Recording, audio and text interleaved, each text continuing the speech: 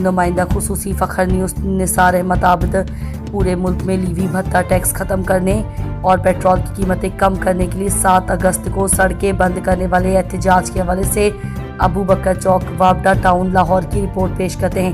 یہ احتجاجی پروگرام حلقہ وابڈا ٹاؤن کی یونین کونسل 430 اور 434 کے کارکنان نے 4 بجے سے پہر کیا۔ کیم حلقہ لاہور محمد اظہر بلال، نائب امیر جماعت اسلامی ضلع جنوبی لاہور انجینئر احمد سلمان و ناظم زون 162 وابڈا ٹاؤن سلمان ایوب ملک نے خصوصی شرکت کی۔ مقامی ذمہ داران میں UC 430 کے قائم مقام صدر کیسر عباس ملک اور UC 434 کے صدر اظہر امین نے شرکت کی۔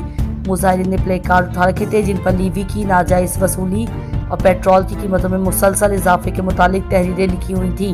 مظاہرین نے حکومت کے خلاف نعرے لگائے اور 7 تاریخ کو سڑکیں بند کرنے کے حوالے سے پمفلٹ بھی تقسیم کیے۔